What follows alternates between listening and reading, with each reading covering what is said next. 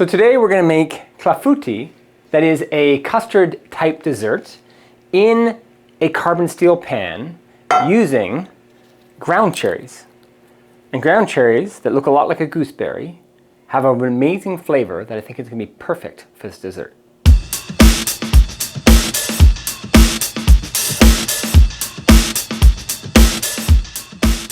Hi, Jed, Cook Culture. So these are the inspiration for today's video. These are a ground cherry that are a lot like a gooseberry. They come in this really cool little package, and I'll do a close-up here so you'll see them right close up. They taste like tiny bit tomatoey. They're from the tomato family, tiny bit pineapple-y, and a little bit almondy. So the reason that I've chosen to make clafoutis today, and clafoutis is a dessert that my mom taught me how to make when I was a wee young lad, is a custard-based dessert. My mom basically taught me how to make anything with custard. It was a staple in our vegetarian household growing up, eggs and dairy. And so this type of dessert was something that we had often, never with a ground cherry. I love gooseberries. You have them randomly here and there. They come on different sort of meals at restaurants. I have never grown gooseberries, but I have somebody that I work with who is growing ground cherries. And so they brought us in enough ground cherries to make a clafoutis. And when I tasted this, almond is the secret ingredient to a really great clafoutis. Well, a nice fluffy enough custard also is the secret ingredient. But, and we'll get over that. But the flavor of almond, you usually add almonds or put an almond extract into a clafoutis. And this really unique flavor that the ground cherry has, and a gooseberry does to a point, these are more mild and a little more pineapple-y, I thought would go so incredibly well with this dessert.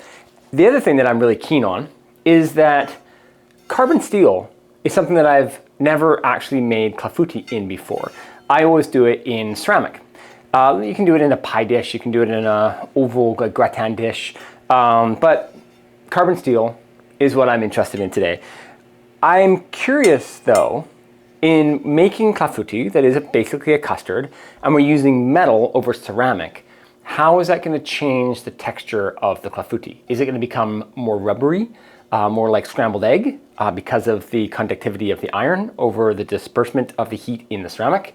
So I'm going to be very careful watching this as this is setting and cooking and when I'm going to pull it out. A lot of time when you're making egg-baked dishes in a ceramic dish, the ceramic isn't so much of a factor. Things kind of cook all at the same temperature.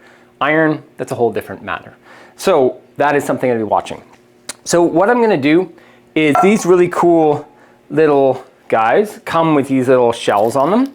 And I'm going to peel all these. That's really the most amount of labor because making the dessert that we'll do here in a sec, doing the custard, is super fast and super easy. So first let's get these guys all peeled up.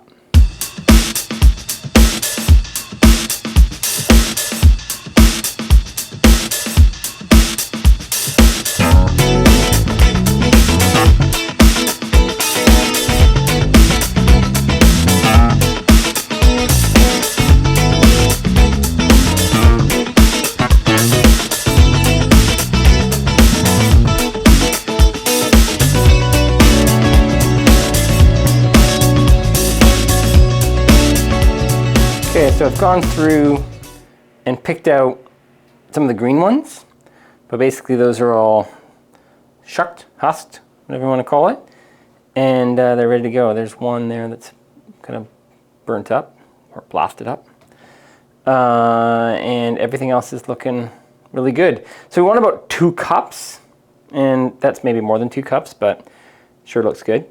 Now we're going to make our custard, and we're going to get this over. As you see, I'm using a Darto carbon steel pan. So this is a different type of pan than what you will have seen on this channel. I have used this extensively. I will be doing a video on this at some point in time.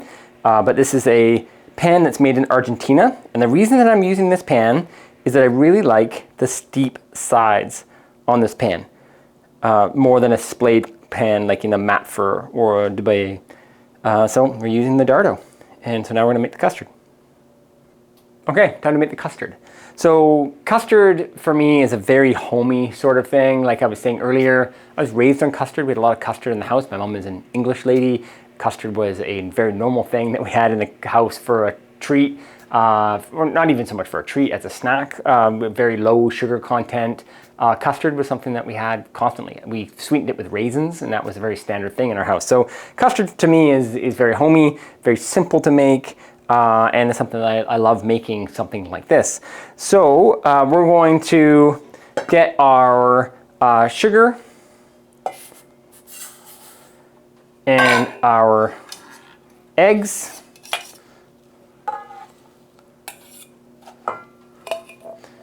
And we're going to mix that up.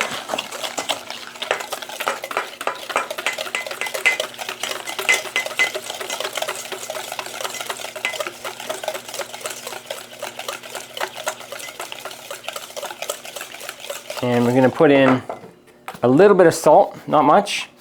I would say like 1/8 of a teaspoon in total, just enough to bring the flavor out.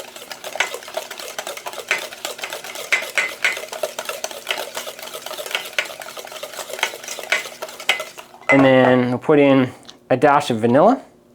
So again, maybe 1/2 teaspoon in total of vanilla. Okay. I'm going to mixing custard thoroughly is important. You can't really overmix this portion of it. And it's nice to have the sugar and the egg combined properly.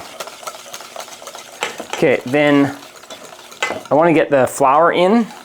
And what I'm going to do as I put in the flour is that I'm going to make sure that I am incorporating it really nicely and try not to get it too lumpy.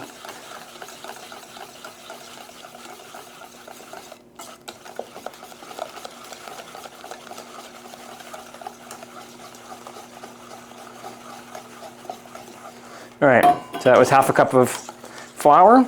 So we've got 1/2 cup of sugar, 1/2 cup of flour, a dash of salt, a little bit more of a dash of vanilla. And we've got a nice base happening here.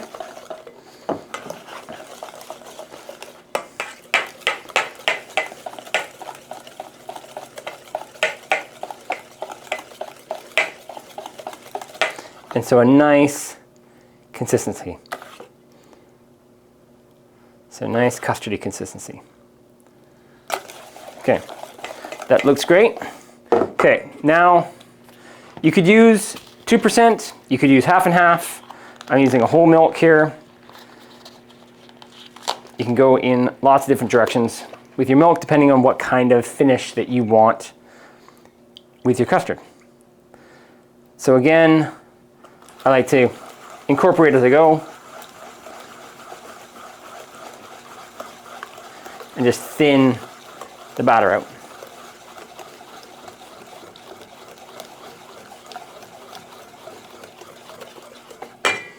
Okay, so that was 1/2 cup.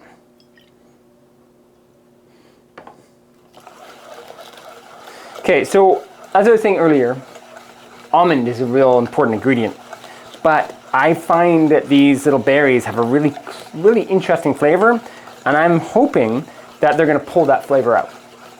But we're going to see. So the two big question marks I have for this recipe is what's happening with the iron. Is iron a bad thing to make clafoutis in or custard? Should I not? Or am I getting nice browning from it?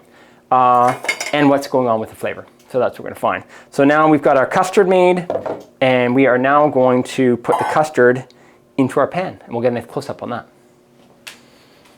Okay, so here's our ground cherries, and as you can see, it's got a nice kind of foam to it.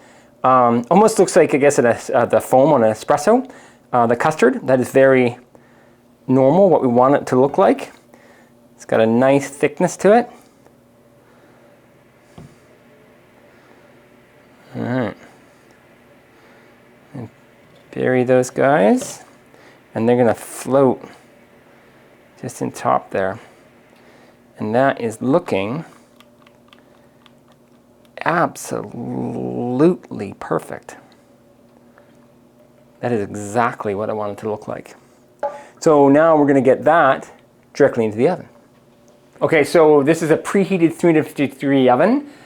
As we talked about, this is going in iron. That may cook it a little bit differently.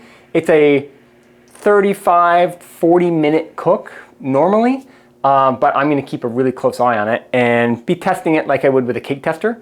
Be getting a piece of like a bamboo skewer or something like that into the center, and when it's coming out clean, then I know it's done. That's going to be my test. So let's get this into the oven here.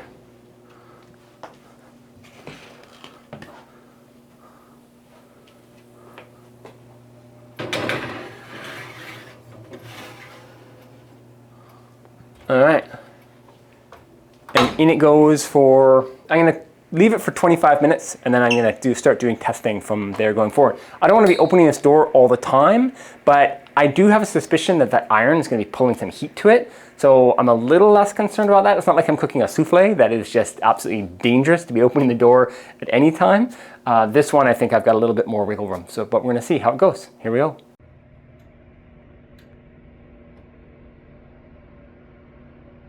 Okay, so it's been 25 minutes. I'm gonna give it a bit of the jiggle test here. Yeah, it's still not set in the middle, but it's coming nicely all around the edge. So things are happening nicely and it's looking beautiful. Okay, so we put it in there for another 6 minutes. So it's been like 31 minutes altogether.